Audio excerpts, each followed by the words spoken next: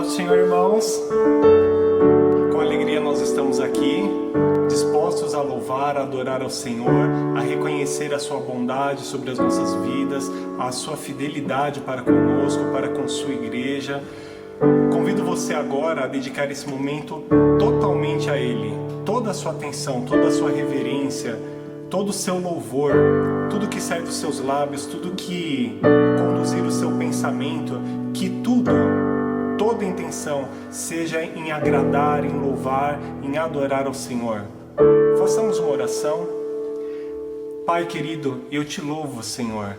Nós te louvamos como igreja, porque Tu tens cuidado do Teu povo. Nós sabemos que em Ti nós estamos bem seguros, ó Deus. E nós sabemos, ó Deus, que Tu és a fonte de todas as coisas boas. Tudo vem de Ti. Obrigado porque Tu és o nosso sustento. E confiando em Ti nada nos faltará, Senhor. Obrigado porque é Tu que nos dá força para passar por qualquer adversidade, por qualquer dificuldade, ó Pai. Eu te louvo, Senhor, por essa certeza e pela Tua presença, Senhor, nos ajudando dia a dia. Vem estar recebendo, ó Deus, o nosso louvor. Vem estar, ó Deus, vendo cada coração e nos alimentando com a Tua palavra, porque nós declaramos que precisamos de Ti. Nós estamos aqui, ó Deus, para Te louvar, mas estamos aqui também porque queremos ouvir a Tua voz e ser alimentados pela Tua palavra. Que possamos ser saciados, ó Deus, pela Tua palavra, em nome de Jesus. Amém. Amém. Tudo está preparado aqui, a casa e o meu coração também. Tu és o único motivo que me fez chegar.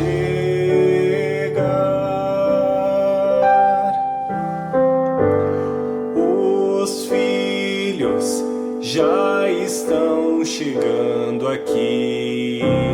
Agora somos 2 ou 3 ou mais.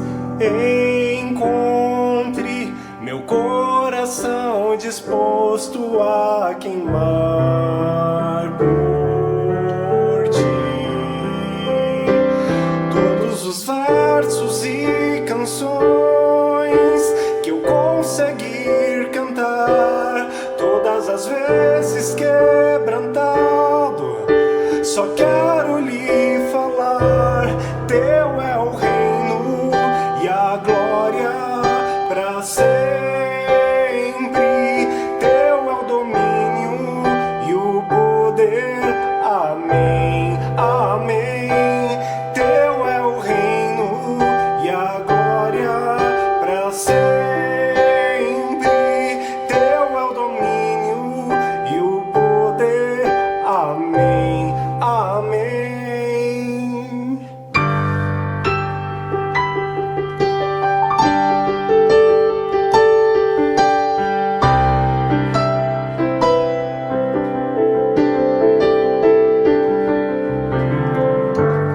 Tudo está preparado aqui, a casa e o meu coração também. Tu és o único motivo que me fez chegar. Os filhos já estão chegando aqui. Agora somos 2 ou 3 ou mais.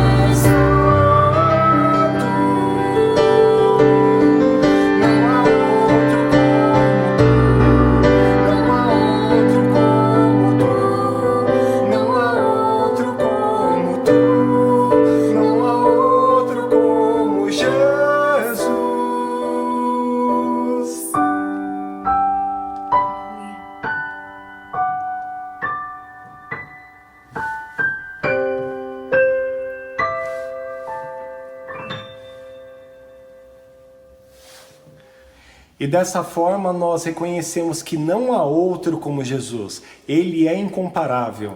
Por isso que nós como igreja nos reunimos, ainda que nesse momento virtualmente, nós nos reunimos, nós dedicamos esse tempo a reconhecer que existe sim um Deus e que não está lá longe sem se preocupar, nos abandonou. Pelo contrário, Ele criou um caminho pelo qual nós entramos por essa porta e alcançamos a sua presença. Por isso nós temos confiança, por isso que nós temos esperança. Irmãos, eu gostaria de convidar vocês a ler um versículo que está no livro de Provérbios, capítulo 12, versículo 11, que diz assim: Quem cultiva a sua terra tem comida com fartura, mas quem gasta o tempo com coisas sem importância não tem juízo. Irmãos, me chamou muita atenção esse versículo e eu anotei algumas coisas aqui, porque a maioria da igreja, eu acredito que nasceu já aqui na cidade grande, com as facilidades que uma cidade como a nossa oferece. Então, se nós temos falta de alguma coisa, nós vamos até o mercado e compramos aquilo que nos falta e está resolvido. Se porventura nós estamos passando por uma necessidade e não temos condição, então nós vamos até algum amigo, até algum irmão nosso e pedimos ajuda. Não há vergonha nenhuma. Deus que tudo vê, Ele vê o nosso esforço em batalhar, em estar fazendo a nossa parte. Portanto, se nós precisarmos, não há vergonha. Nós estamos aqui para ajudar. Mas, devido a toda essa possibilidade de resolver essas situações quando falta algo, a sociedade vai dependendo cada vez menos de Deus, achando que é assim que funciona e, na realidade, essa sensação de que está tudo bem, de que qualquer coisa eu compro, eu pego o cartão, eu entro no aplicativo, eu peço, entrega e está tudo certo. Essa sensação é uma pura ilusão. O agricultor, como diz aqui, ele cultiva a terra e tem comida com fartura. Ele tem que preparar, ele tem que plantar e ele tem que confiar que Deus vai dar o crescimento. Então talvez essa dependência faça com que no passado tinham tantos deuses, tinha muita fé em uma série de deuses, então os pagãos pediam para o Deus da fertilidade e faziam seus sacrifícios, porque eles acreditavam, eles reconheciam que existia sim um Deus que cuidava daquela área, daquele cenário. Então eles pediam e gerava essa dependência. E nós, por outro lado, na cidade, parece que tudo vem pela nossa mão, pelo nosso esforço. Mas não é assim, nós dependemos sim de Deus. E como diz aqui o Salmo 127, diz assim: se o Senhor não edificar a casa, em vão trabalham os que estão construindo. Se o Senhor não proteger a cidade, em vão os guardas ficarem vigiando essa cidade. No domingo passado, a pastora Milou comentou sobre Gideão. Ele estava ali, malhando trigo no lagar, com dificuldade e achando que os inimigos iriam vir. Eles vinham com frequência, por isso que ele estava escondido, mas Deus estava ali, vendo o esforço dele, e Deus recompensou, Deus chamou ele e fez uma grande obra. Mas voltando aqui no provérbio, diz que quem cultiva a terra tem comida com fartura. Se a gente se transportar para esse cenário rural, a gente pode começar a meditar e tentar entender um pouco sobre o processo que ocorre onde o agricultor prepara essa terra. E é importante que a gente entenda esse processo, porque em Mateus 13, Jesus nos ensina a parábola do semeador. E ele diz que essa semente cai em diferentes solos. E daí é isso que eu queria trazer hoje para a igreja. E para a minha vida também. Como está o meu solo, a minha terra? Como está a terra de cada um do corpo de Cristo? Você tem cuidado dela? Você tem cultivado essa terra? Ou você tem gastado o seu tempo com coisas que são sem importância? A Bíblia chama essa pessoa de uma pessoa desajuizada, né? Como um louco, porque... E aí, você não vai fazer a sua parte em cultivar? O crescimento é a verdade, não depende de nós. Não depende de nós o crescimento, depende de Deus o crescimento, depende dele que os frutos sejam bons, depende dele que os inimigos não roubem, mas a gente precisa continuar fazendo a nossa parte. A facilidade da vida moderna, ao invés de nos deixar mais tranquilo, que aquilo que em geral a gente pensa que vai acontecer, se a gente analisar bem, a gente vê que quanto mais avança a tecnologia, mais agitados a gente fica. A gente não fica mais tranquilo, a gente fica mais agitado. Se vemos a TV, as redes sociais, elas consomem a vida de todo mundo e elas seduzem, elas disputam com violência entre vários canais de TV, de YouTube, de Instagram, de Facebook, todos disputando a nossa atenção, todos tentando nos seduzir, todos querendo chamar a nossa atenção, e cabe a nós separarmos esse tempo e falar, eu não quero saber disso, porque eu entendo que, embora seja um entretenimento, embora muitas vezes seja até sadio, mas isso não pode roubar o meu tempo. Entender que certas coisas estão no lugar delas, como coisas sem importância diante da importância que nós temos de cultivar a nossa terra. E para que cultivar a nossa terra? Para que tenhamos alimento com fartura. Para dizer que nós, olha como somos prósperos? Não, é porque nós precisamos ter muitos alimentos para o dia bom, mas para o dia mau.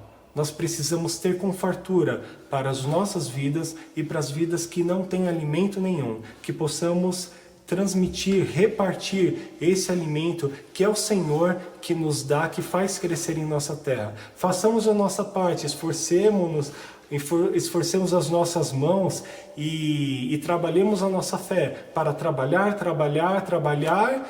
e não ver de imediato as coisas acontecerem, mas crer que Deus está cuidando e de que Ele vai dar o crescimento e que teremos sim alimentos com fartura. Amém? Amém. Irmão, cuida da tua terra. Gideão estava lá malhando trigo, mas Deus estava vendo ele. Jacó cavava poços, os inimigos vinham e entulhavam, mas Deus estava vendo ele. Tá difícil, mas Deus está te vendo e Ele vai te recompensar.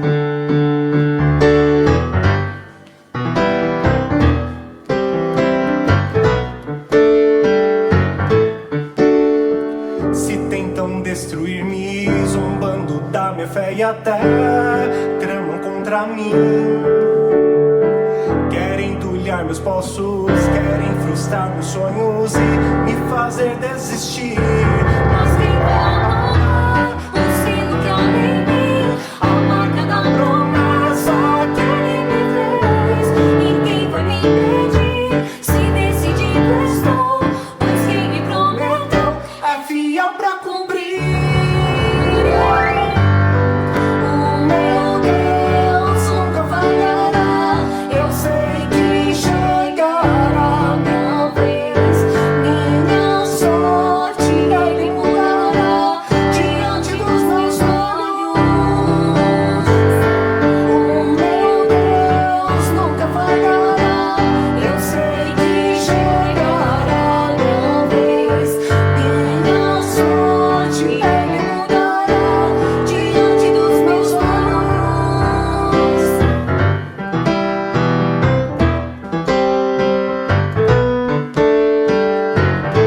Cante com fé. Se tentam destruir-me, zombando da minha fé e até tramam contra mim. Querem entulhar meus poços, querem frustrar meus sonhos e me fazer desistir. Mas quem vai apagar o selo que há em mim, a marca da promessa que Ele me fez? E quem vai me impedir se decidido estou? Pois quem me prometeu É fiel pra cumprir. o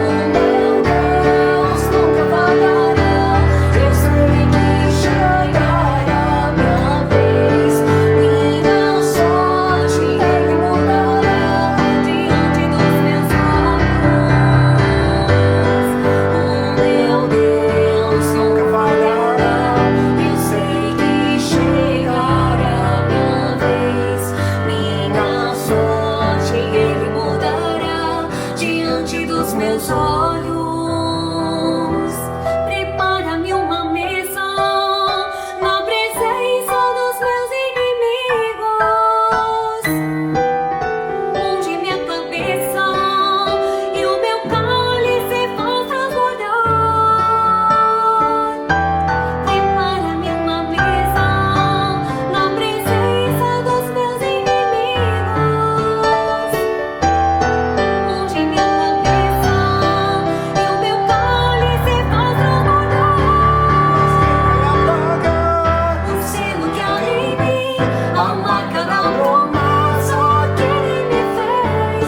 E quem vai me impedir? Se decidido estou, pois quem me prometeu é fiel pra cumprir. O meu Deus nunca falhará. Eu sei que chegará minha vez. Minha sorte Ele mudará diante dos meus olhos. O meu Deus nunca falhará. Eu sei que chegará minha vez.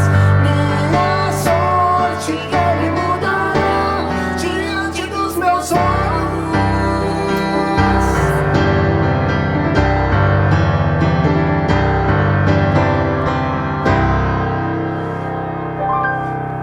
É nele que nós estamos seguros. Nossa sorte Ele vai mudar diante dos nossos olhos. No entanto, nós precisamos ficar firmes, pois nós não sabemos quando será o dia da vitória. Então, precisamos nos achar prontos para receber, fiéis a Deus. Então, continua, irmão, persevera, porque Deus está cuidando. Ele não está lá longe, Ele está perto. Ele é soberano e conhece todas as coisas. E nos ama.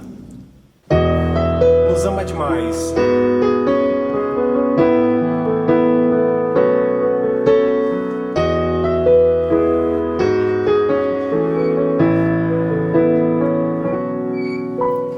Tu és soberano sobre a terra, sobre os céus. Tu és Senhor absoluto.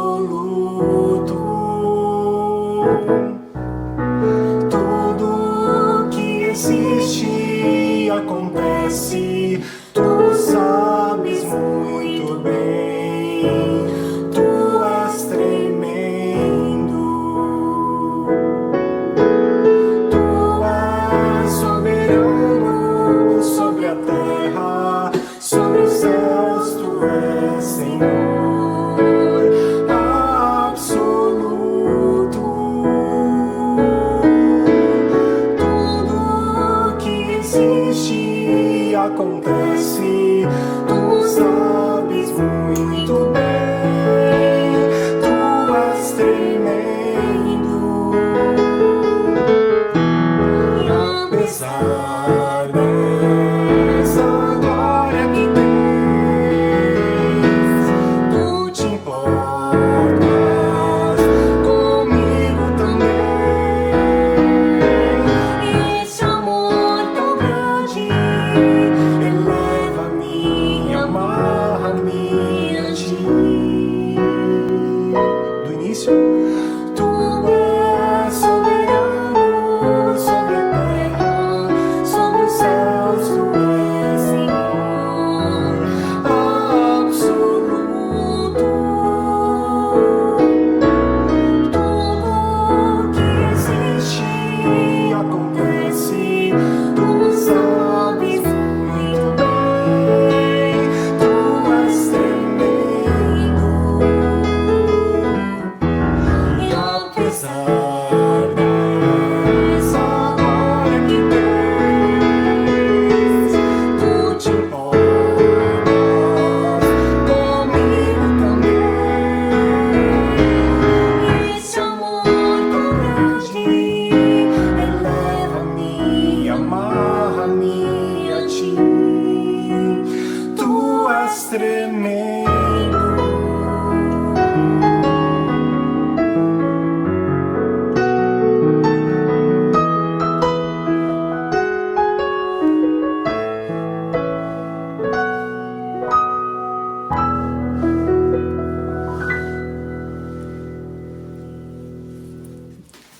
Irmãos, eu gostaria de ler com vocês em 1 Reis, no capítulo 19, onde nós temos o relato de quando Jezabel, ela ameaça a vida de Elias, e Elias, ele diante de tão grande ameaça, ele entra em desespero.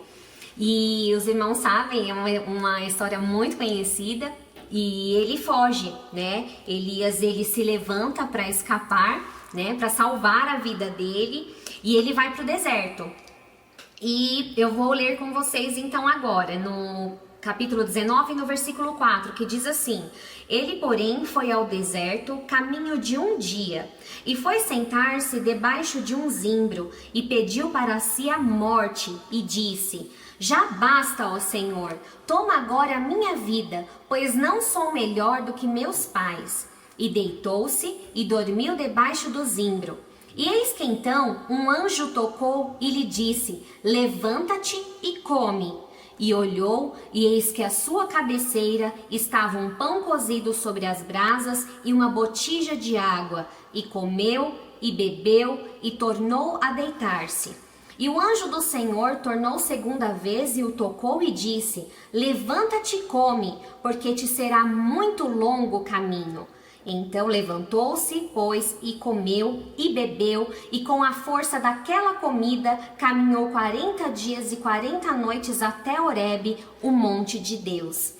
Eu estava lendo essa passagem e o Senhor, ele falou fortemente no meu coração que dias de tristeza e dias de desespero muitas vezes chegam para nós, né? Nós somos filhos de Deus, filhos amados, mas no mundo nós temos as aflições, e os dias de tristeza eles chegam, dias muitas vezes de desespero por alguma situação adversa, né? Nos afrontam, e a gente nós somos humanos, então muitas vezes a gente tem vontade de fugir, a gente se esconde.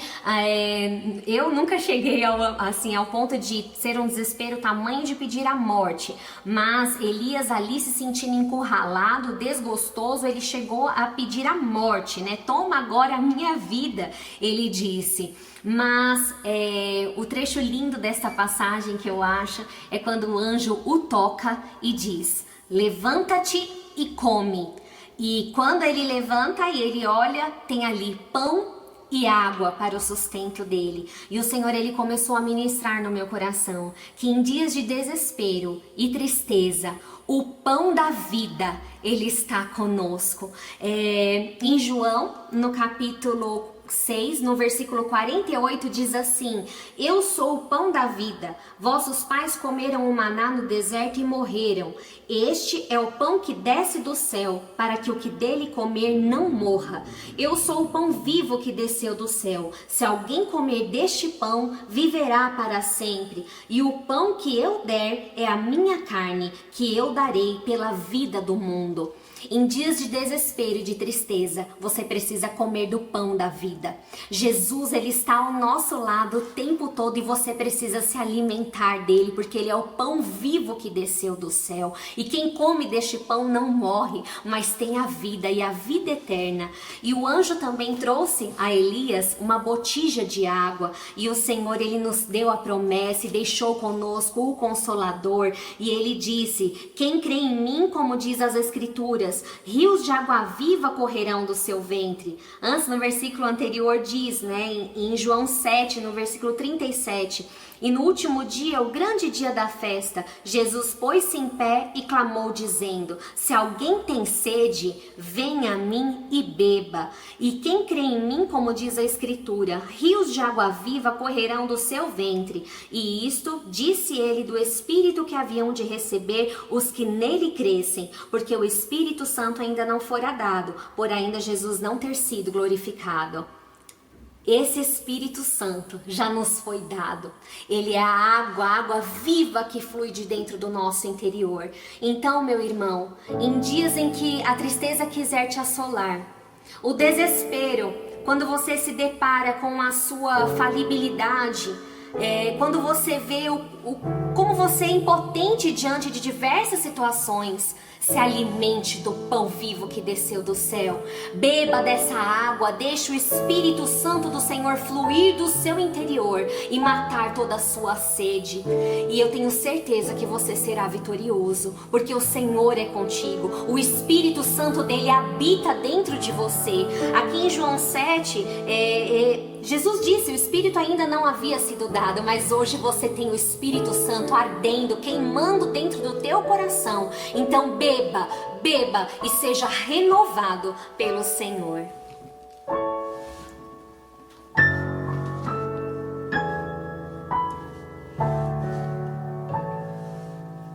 Rei do meu coração, seja um monte que percorro, a fonte que eu bebo és minha canção. Rei do meu coração, seja o meu esconderijo, refúgio que preciso és minha canção.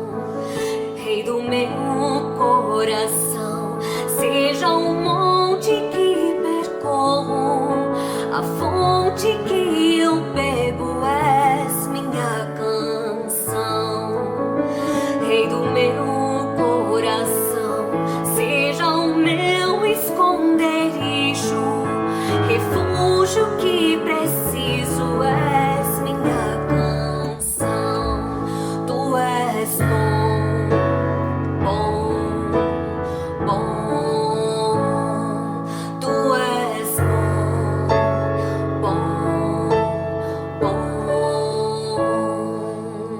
Rei do meu coração, seja o vento em minhas velas, a âncora no mar és minha canção.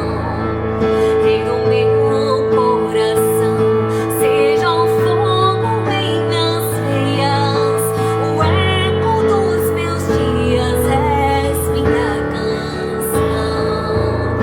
Rei do meu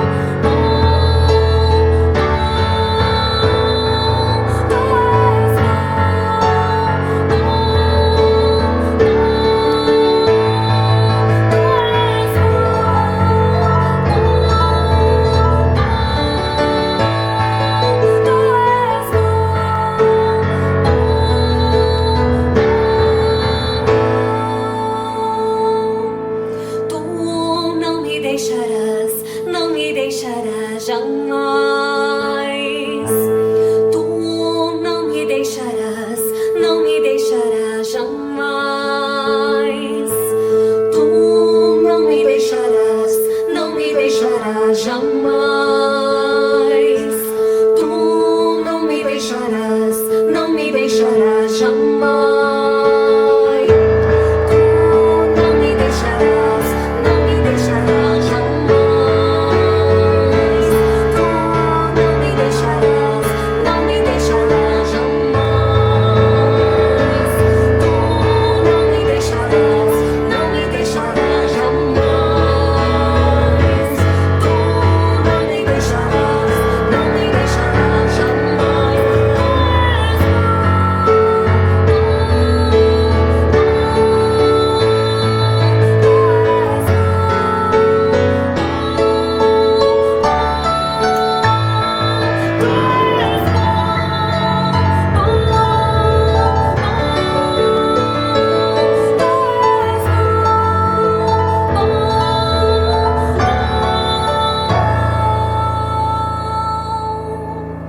Ele não te deixa jamais.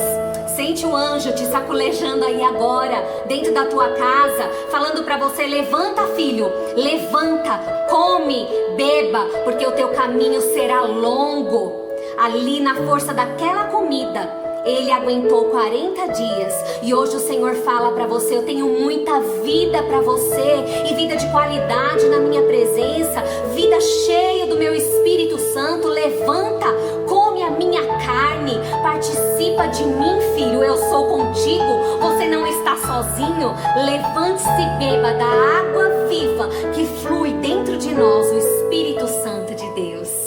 Aleluia.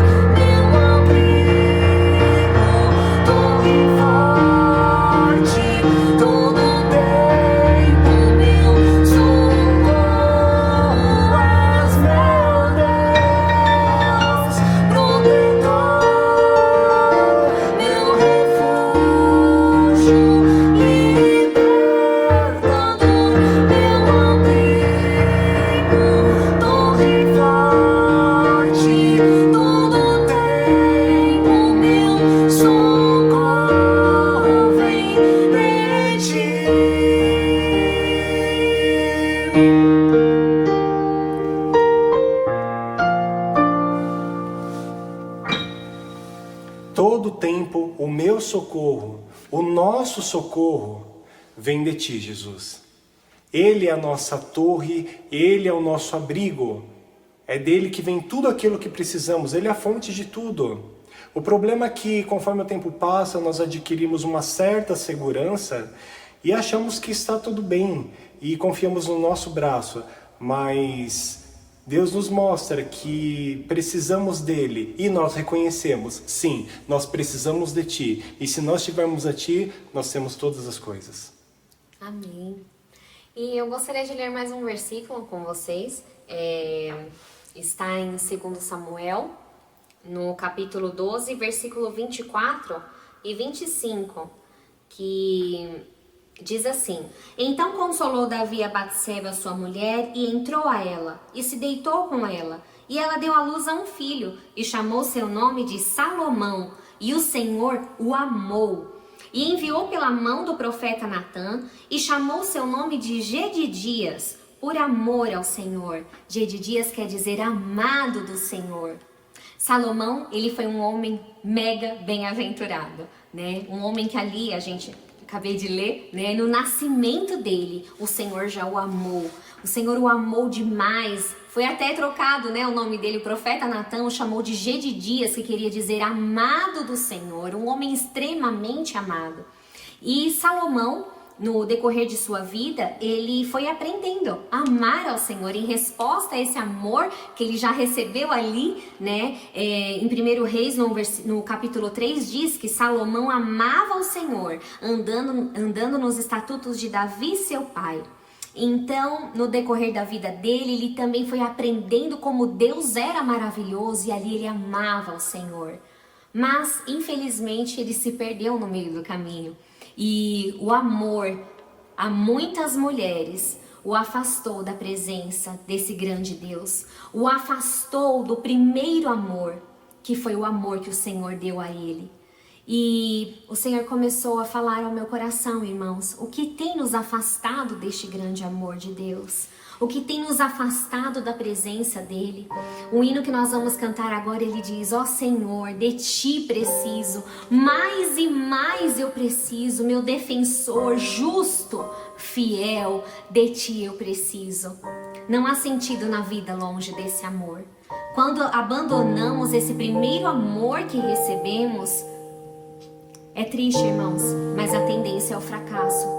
A tendência de estar longe de Deus é devastador, é um cenário devastador que nos espera quando nos afastamos deste tão grande amor que recebemos. Então não se afaste do amor do Senhor. Aprenda a amá-lo em resposta a esse amor que você já recebeu e coloque o Senhor como centro da tua vida. Salomão, ele foi se perdendo no meio do caminho porque ele amava ou começou amando ao Senhor, mas no meio do caminho ele amou mais as suas mulheres e as vontades delas e ele se entregou à idolatria. E que você, irmão, possa ter no trono do teu coração o Senhor Jesus assentado. Porque em Apocalipse nós lemos: tenho porém contra ti que abandonaste o primeiro amor. Quem é o primeiro amor? O primeiro amor é Jesus. Nós o amamos porque Ele nos amou primeiro. Ele é o primeiro amor. Não abandone o primeiro amor. Não abandone a Cristo. Esteja firme na presença dEle, porque nós somos totalmente dependentes do Senhor. O amor em pessoa. Venho a ti me confessar, pra minha alma descansar.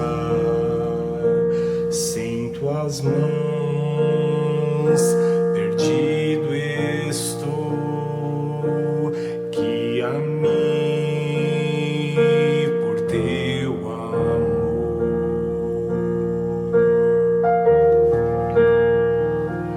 Ó Senhor, de ti preciso, mais e mais eu preciso, meu defensor, justo e fiel, de ti eu preciso.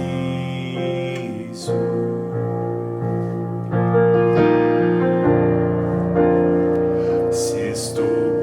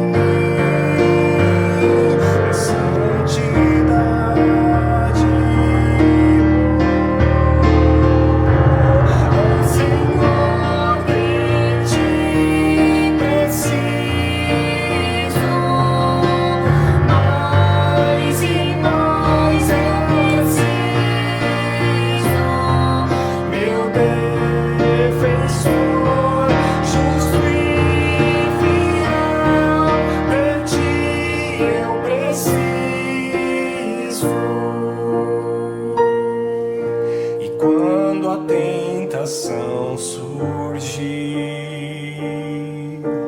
que minha vida cante a ti. E se eu não conseguir mais suportar, teu amor me guardará. Ó Senhor, de ti preciso, mais e mais eu preciso. Meu defensor, Justo e fiel, de ti eu preciso. Ó Senhor, de ti preciso, mais e mais eu preciso. meu defensor, Justo e fiel, de ti eu preciso.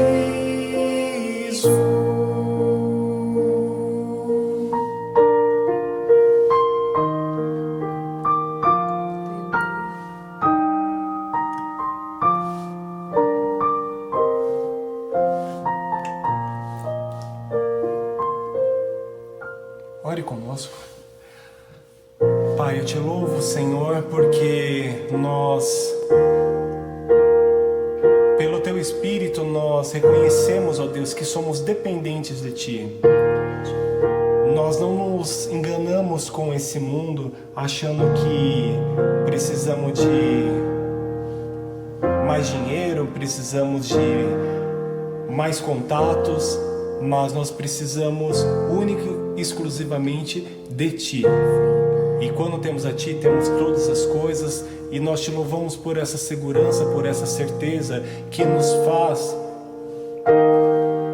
estar dispostos a preparar nossa terra para receber a semente e para ver Tu fazer crescer e dar frutos e termos alimento em abundância. Que assim seja sobre as nossas vidas, sobre a vida da Tua igreja, para a Tua glória, pois tudo é para Ti. Nós Te louvamos em nome de Jesus. Amém. Amém. Irmãos, e reconhecendo que tudo vem dele, que nossa dependência está totalmente nele, nós encerramos esse momento de louvor e vamos agora ser alimentados com a palavra do Senhor. Que Deus os abençoe. Uma boa noite a todos, a paz do Senhor. Espero que todos estejam bem. Vamos hoje, mais uma vez, eu trago aqui uma porção da palavra do Senhor para meditarmos nessa noite. Algo que o Senhor tem falado ao meu coração nesses últimos dias. E a palavra do Senhor está no livro de Deuteronômio, capítulo 7, do versículo 1 ao 6. Vamos ler? Diz assim a palavra do Senhor em Deuteronômio, capítulo 7, versículo 1 ao 6. Quando o Senhor teu Deus te tiver introduzido na terra a qual passas a possuir, e tiver lançado fora muitas nações de diante de ti, os heteus, os girgazeus e os amorreus, os cananeus e os ferezeus e os heveus e os jebuseus, 7 nações mais numerosas e mais poderosas do que tu, e o Senhor teu Deus as tiver dado diante de ti para as ferir totalmente, as destruirás. Não farás com elas concerto, nem terás piedade delas, nem te aparentarás com elas. Não darás tuas filhas a seus filhos, e não tomarás suas filhas para teus filhos.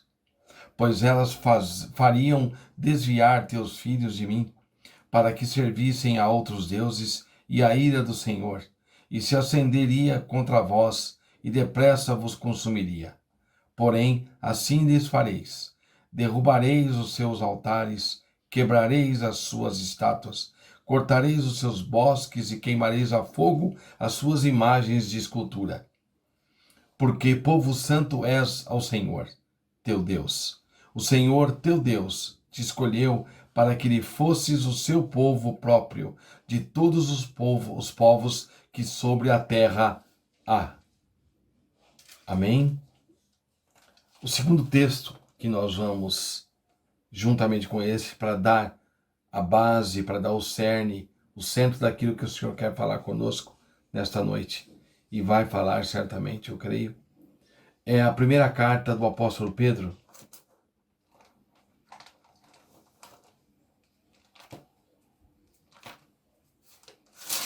Primeira carta lá do apóstolo Pedro, no capítulo 2, versículos 9 e 10. Diz assim a palavra do Senhor, na carta do apóstolo Pedro, na sua primeira carta, no capítulo 2, versículo 9 ao 10. Mas vós sois a geração eleita, o sacerdócio real, a nação santa, o povo adquirido, para que anuncieis as virtudes daqueles que vos chamou das trevas para a sua maravilhosa luz. Vós que, em outro tempo, não erais povo, mas agora sois povo de Deus, que não tinhais alcançado misericórdia, mas agora alcançastes misericórdia. Pastor, o senhor abriu um texto do Antigo Testamento, mais precisamente da lei, da Torá, dos 5 primeiros livros, Deuteronômio, que é repetição da lei, digamos assim, tudo aquilo que Deus estava falando com o povo de Israel, o Senhor repete no livro de Deuteronômio para ficar gravado na mente deles. E aí o senhor vai para o Novo Testamento, quase o final da Bíblia, numa carta de Pedro, em que Pedro está falando com a igreja. Então, é aí que está. Meu irmão ou minha irmã, meu irmão e minha irmã, a mensagem é a mesma no sentido em que nós vamos caminhar agora. O título da palavra de hoje é Você não é todo mundo. Eventualmente, você, pai e mãe que estiver me ouvindo, você já estava uma vez ou outra em casa, aí chega o seu filho, a sua filha, criança, jovem, adolescente. Ah, pai, mãe, eu vou em tal lugar, ou eu vou fazer tal coisa. Ah, eu vou fazer isso, eu vou fazer aquilo. Eu quero comprar isso, eu quero comprar aquilo. Eu quero fazer isso, eu quero fazer aquilo. Eu quero vestir isso, eu quero vestir aquilo. Eu quero beber isso, eu quero beber aquilo. E aí você fala não. Porque você vê que aquilo não é bom para o seu filho. Não será bom para ele ou para ela. Por diversos motivos. Não só por testemunho, mas diversos motivos. Não condiz com a educação cristã que você está tentando dar para o seu filho e para a sua filha. Aí ele ou ela diz assim, mas todo mundo faz. Todo mundo veste. Todo mundo vai. E aí você fala aquela palavra. Mas você não é todo mundo. Já ouviu isso? Você já falou isso para o seu filho ou para a sua filha? Ou você, adolescente e jovem que está me ouvindo agora, você já ouviu isso do seu pai e da sua mãe? Quando você disse que queria fazer algo, ou ir em tal lugar, ou fazer tal coisa, qualquer coisa. Aí de repente seu pai e sua mãe se virou para você e disse, mas você não é todo mundo. E você disse para o seu pai e para sua mãe, mas todo mundo faz, todos meus amigos fazem. Aí seu pai e sua mãe disse, mas você não é todo mundo. Então a palavra desta noite é, você não é todo mundo. Voltando para a palavra onde nós lemos, capítulo 7, versículo 1 ao 6, nós vemos um momento em que Deus estava prestes a colocar o povo de Israel, introduzir o povo de Israel em Canaã. Um lugar, uma faixa de terra maravilhosa. Maravilhosa. O que Deus queria para o povo de Israel. O contexto de Deuteronômio, aqui, Moisés logo morreria e Deus ia colocar Josué para conduzir o povo, para atravessar o Rio Jordão e finalmente entrar em Canaã, enfrentando logo de cara Jericó e depois dessas nações, os heteus, os gigazeus, amorreus, cananeus, ferezeus, heveus, jebuseus, e olha que ele nem citou os filhos de Moabe, os edomitas e os filisteus. No caso, seriam 10 nações, mais numerosas e poderosas do que Israel. Conheciam o metal, né?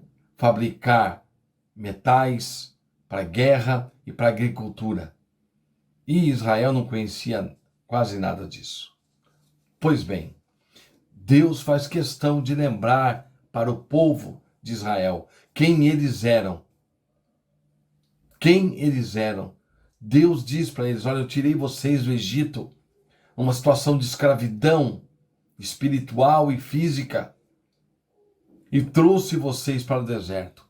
Ensinei vocês, concluí em vocês um trabalho de ensinar a vocês como ser uma nação. Separei vocês em tribos, ensinei para vocês os rituais, como eu quero ser adorado. Separei os sacerdotes, os guerreiros, os levitas, todos que vão trabalhar para mim. Eu ensinei para vocês como vocês devem se comportar diante de mim, na minha presença, dentro do tabernáculo, fora do tabernáculo. E agora estou introduzindo a vocês numa terra que mana leite e mel. Por que na Bíblia faz tanta questão de dizer que Deus estava introduzindo o povo de Israel numa terra que manava leite e mel, sendo que era um lugar ocupado por homens fortes, bárbaros, grandes, gigantes,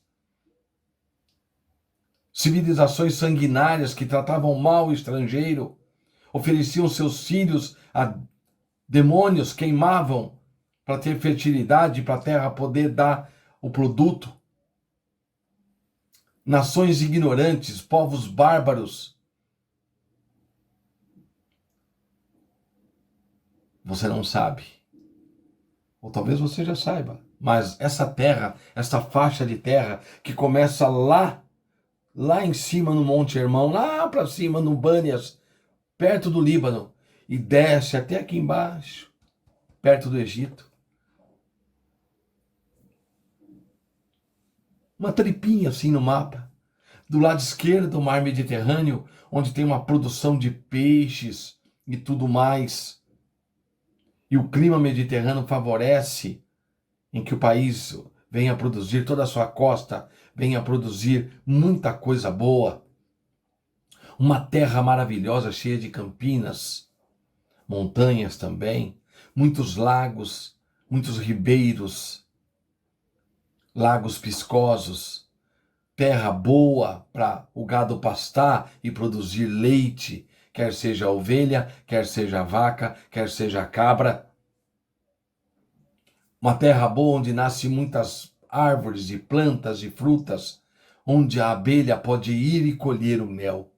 Deus sabia o que estava falando, porque Deus, antes de colocar você numa situação ou num lugar, Ele sabe o que está preparando para você. Ele sabe como está trabalhando com você. Então seria difícil para o povo de Israel tomar aquela região, mas seria tremendamente prazeroso desfrutar daquele lugar.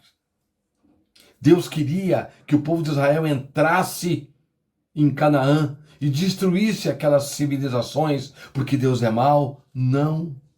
Porque aquele povo iria contaminar espiritualmente, mentalmente, sexualmente. A contaminação seria geral. Era um povo que não temia e não respeitava nada. Então Deus queria o povo de Israel separado, com costumes que Deus já havia ditado, leis morais e éticas que Deus já havia ditado para o povo de Israel. Sede santos, porque eu sou santo. Separado. Kadesh, Kadosh, santo, santificado, purificado, separado para estar diante de Deus. Mas nós vemos qual foi o resultado. O povo de Israel entrou, iniciou combatendo. É como um novo convertido. ele se converte ao Senhor e ele tira tudo da vida, começa tudo de forma radical, cortando tudo, corta até pimenta, corta leite, corta tudo, porque entra num processo de amor, o primeiro amor, tudo, manda embora algumas amizades, enfim. Mas com o tempo, ele vai se acomodando, volta, vai se acomodando. A cervejinha de vez em quando não faz mal. Aquele programa, televisão, não faz mal. Aquele amigo, eu não preciso ser radical. Não posso ser radical. Eu posso continuar, ele pode frequentar minha casa, pode continuar a amizade com ele. Então, de vez em quando eu vou sair com ele, que mal há? O que nos diz o Salmo 1? Nós precisamos entender que há determinado tipo de pessoas. Nós devemos amar todas as pessoas. Amar todas as pessoas. Orar para que Deus venha fazer uma obra na vida delas. E quando elas estiverem necessitadas, vamos pregar a palavra de Deus para todas elas. Mas andar junto, conviver junto, não. Pessoas têm estilos de vida tão atrapalhado, tão emaranhado, que vão contaminar a sua vida com corrupção, com mentira, com inveja, com engano, com vícios. Frequentar a sua casa? Veja bem quem você convida para frequentar a sua casa. E o povo de Israel entra em Canaã. No começo destrói alguns inimigos, mas com o tempo começa a fazer amizades, coligações. Fulano casava a filha de um com o filho do outro lá da tribo tal. Deixou a família morar ao lado do sítio, da fazenda do outro lá, que era para ter sido expulso. E aí vem a contaminação. A idolatria volta. Chega a tal ponto, apesar do reinado de Davi, Davi expulsou muitas nações, mas também acabou fazendo vários casamentos. Salomão então piorou nessa área, casou com muitas filhas de outros reis de outras nações para fazer coligação, e isso trouxe a contaminação espiritual, a idolatria, a avareza. Chegou a um ponto tal de contaminação com o povo de Israel que foi necessário o Senhor permitir o primeiro cativeiro, o segundo cativeiro. O povo de Israel e de Judá, o povo todo de Deus, sendo levado cativo para a Babilônia, para a Síria. Deixa uma parte, leva, depois volta. Miscigenação com outros povos, a idolatria e o povo esquecendo os preceitos do Senhor. O que Deus desejava para Israel quando tirou o povo do Egito e levou para uma terra que realmente manava leite e mel e que seria deles totalmente? Deus queria um povo que fosse exemplo para todas as demais nações que estivessem longe, olhavam, que povo abençoado, que povo reto, um povo que não se corrompe, um povo que não serve a idolatria, onde não se acha pessoas que queimem seus filhos a outros deuses, onde não há prostituição espiritual, um povo separado que cultua o seu Deus e tudo que tem agradece ao seu Deus pelo que recebeu. E nós vemos que aquele Deus que eles servem realmente protege eles nas batalhas. O Senhor Deus desejava ser conhecido de todas as nações, usando como instrumento o povo de Israel para isso. Mas infelizmente Israel falhou. E através dos séculos, essa falha foi se tornando cada vez maior, cada vez maior, cada vez maior. E nós vemos que o ápice é quando o Senhor Jesus Cristo nasce. Para realmente o Senhor cumprir aquilo que falou a Abraão. A sua descendência será como a areia do mar. Porque o povo de Israel não é tão grande em número. Isso já é uma profecia no sentido espiritual, que nós também seremos povo de Deus. Seríamos povo de Deus. E em toda a terra, aquele que aceitar e receber o Senhor Jesus como seu Salvador, seria também chamado Filho de Deus, como diz o apóstolo João. E aí nós chegamos com o nascimento de Jesus Cristo, crescimento de Jesus Cristo, o desabrochar do ministério do Messias, o Messias se dando a conhecer para o povo do Novo Testamento, para o povo romano, para o povo judeu, para o povo grego, para os gentios, para os judeus, para todos. E aumentando esse anúncio da sua presença, da sua bondade, do seu poder, através dos seus discípulos. Em primeiro 11, depois 70, depois 1000, 2000, 3000, 5000, milhares e milhares e milhares e milhares, estamos nós aqui hoje. E chegamos no momento aqui da primeira carta de Pedro. A primeira carta do apóstolo Pedro. A igreja já estava formada, a igreja do Senhor Jesus Cristo. Já estava formada, já estava se espalhando por todo o velho mundo. E o que Deus queria, desejava dessa igreja?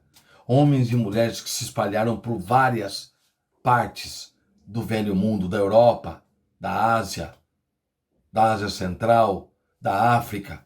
O que Deus desejava? O mesmo que ele desejou um dia do povo de Israel. Que o povo crente fosse conhecido pela sua maneira de andar. Como é que é o lema do Joade? Como é que é o lema do Joade? Pensar, falar e agir? Não é isso? Então Deus desejava que o povo de Deus, assim como em Atos, passaram a ser chamados cristãos pelo jeito de falar, pelo jeito de andar, de comercializar, de tratar as pessoas, de adorar a Deus. Não era apenas um estilo de vida, era um novo povo que surgiu, um povo que nasceu, os cristãos. Mais do que uma etnia, mais do que DNA, mais do que isso. Algo que contrastava, que misturava, que juntava o divino com o terreno, o material com o espiritual, o carnal com o divino. O Senhor se fez carne, Deus se fez carne e habitou entre nós. E os seus discípulos viram, comeram com ele, andaram com ele, choraram com ele, dormiram com ele, acordaram com ele, sofreram com ele, sorriram com ele. E hoje nós estamos, cada um de nós, sentindo a presença do Espírito Santo de Deus. E nós acordamos com ele, falamos com ele, oramos com ele, sorrimos com ele, vivemos com ele. Como diz o apóstolo, quer vivamos, quer morramos, com ele estamos. E o que o Senhor desejava e deseja da igreja hoje? Que nós nos separemos. Mas, Senhor, todo mundo faz. Mas você não é todo mundo.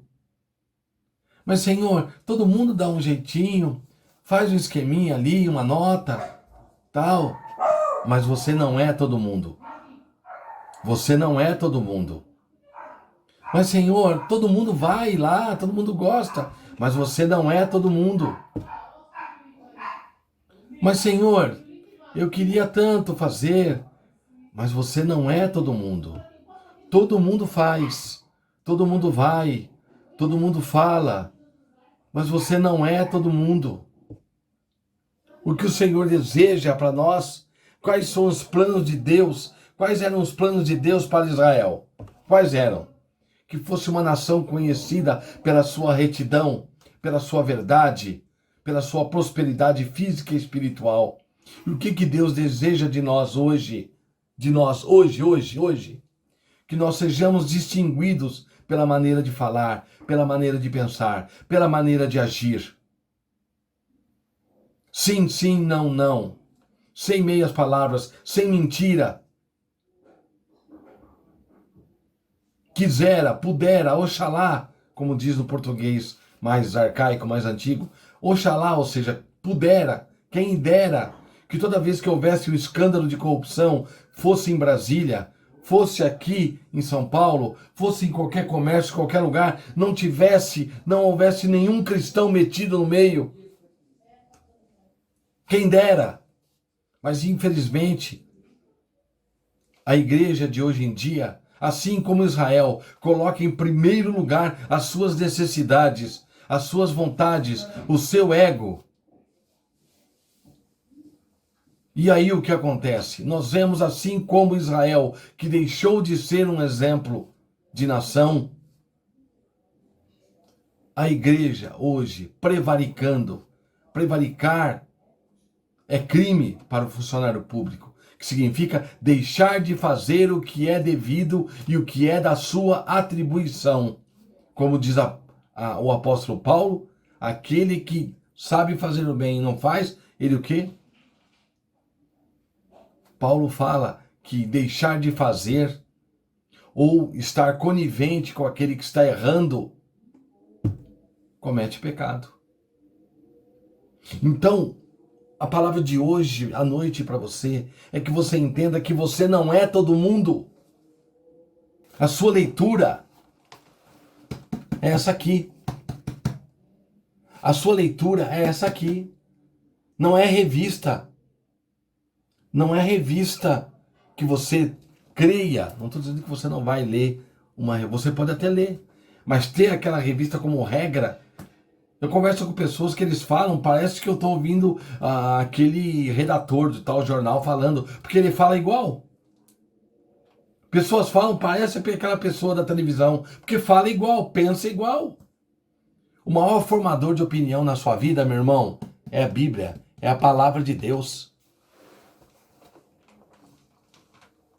Algumas igrejas hoje, algumas denominações, estão sedentas por trazer o povo para dentro da igreja, para que as igrejas fiquem lotadas. E para isso, os cultos se tornaram shows. Parece, algumas igrejas que eu já frequentei, parece casa noturna. Tudo preto, fumaça, luzes coloridas. O problema não é trazer as pessoas para a igreja. O problema é fazer com que as pessoas permaneçam dentro da igreja. E o que faz com que as pessoas permaneçam dentro da igreja? É a palavra de Deus. É a presença de Cristo dentro dessa igreja. Igreja não é lugar de show. Não é lugar de atração. Para cada semana trazer um rei do stand-up. Ou para alguém promover uma catarse na igreja. Não é isso. O que mantém a pessoa salva é a palavra de Deus. É a verdade. A vida cristã, meu irmão, minha irmã, ainda é oração, jejum, comunhão, leitura da palavra, cantar louvores. Ainda é isso. As boas obras que são consequências da salvação. Algumas pessoas fazem boas obras para obter um lugarzinho lá. Nós não, nós fazemos as boas obras porque o Espírito Santo, a alegria de saber que somos salvos, nos conduz, nos impulsiona a fazer o bem, através da alegria da salvação que nos foi dada. Nós temos tanto júbilo de saber que somos salvos, que nós queremos ser instrumentos para salvar vidas também. Então, meu irmão, minha irmã, você que está me assistindo, o Senhor, quando chamou o povo de Israel e mandou para Canaã, escolheu e separou um lugar para eles. Era com o desejo de ter uma nação separada e que fosse exemplo em todos os aspectos. E qual é o desejo do nosso Senhor Jesus Cristo quando formou a igreja? Separou homens e mulheres para cuidar da igreja. A igreja para divulgar o evangelho, ide por todo mundo e pregar o evangelho. Eis que estou convosco até a consumação dos séculos. Qual era o desejo? Que ele pudesse olhar para nós e dizer: vocês não são todo mundo. Vocês são... Olha só, eu vou ler. Vós sois a geração eleita. Você, meu amado. Você é uma... No original diz raça, genus, raça, genus, raça eleita. O sacerdócio real, Você é um sacerdote. Ah, mas eu não sou pastor. Você pode orar por qualquer vida. Você pode abençoar qualquer pessoa.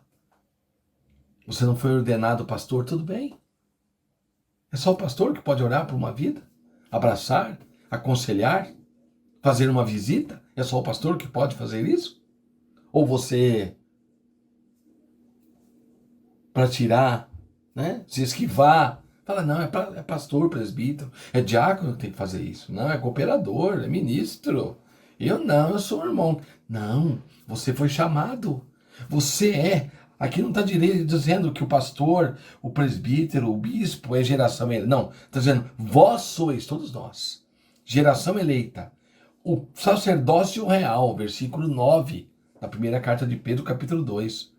Nação santa, o povo adquirido, o Senhor nos adquiriu através do seu sangue, para que anuncieis as virtudes daquele que vos chamou das trevas para a maravilhosa luz. Nós todos estávamos no Egito, assim como o povo de Israel. O Senhor nos tirou de lá e nos trouxe para Canaã celestial. Vós que em outro tempo não erais povo, mas agora sois povo de Deus. Nós não éramos, mas agora mediante a cobertura, a presença do sangue de Jesus sobre a nossa vida, nós somos povo de Deus, que não tinhais alcançado misericórdia, mas agora alcançastes misericórdia. Que coisa linda! Nós não havíamos alcançado. E qual é o nosso papel? É dizer para as pessoas, venha alcançar misericórdia. Venha ser povo de Deus. Você pode, todos vocês podem vir. Não é exclusivista, não é exclusivismo. O Senhor Jesus, Ele quer que todos os homens conheçam a salvação e venham chegar à salvação. Amém? Eu agradeço essa oportunidade e eu quero que fique bem gravado em sua mente. Você não é todo mundo. Mas pastor, às vezes eu sinto tanta vontade de fazer tal. Você pode fazer. Todas as coisas, olha o apóstolo Paulo, novamente. Todas as coisas me são lícitas, mas nem tudo me convém. Todas as coisas me são lícitas, mas eu não posso me deixar levar. Amém? O Espírito Santo em nossas vidas, ele veio não somente para nos ensinar a falar em línguas, nos conduzir a profetizar, não só isso, para ter discernimento do que falar, do que pensar, do que fazer, pensar, falar e agir. Olha o Joade aí de novo. Olha o ministério do Joade aí de novo. É para ensinar a pensar, a falar e agir. O povo ímpio não pensa, faz as coisas primeiro, depois pensa o que fez. Fala o que não deve, sem discernimento, sem conveniência, e faz o que não deve, depois que fez, que volta atrás. O ímpio precisa saber o que pensar, falar e agir. Você não é todo mundo. Nós não somos todo mundo. Nós somos o povo de Deus, porque o mundo jaz no maligno, um sistema maligno que não é o sistema de Deus. O sistema de Deus, ele é benigno, ele é agradável. Amém? Curva sua cabeça, vamos fazer uma oração? Vamos orar? Pai querido e Pai santo, em nome de Jesus, eu te louvo, eu te agradeço por esta oportunidade.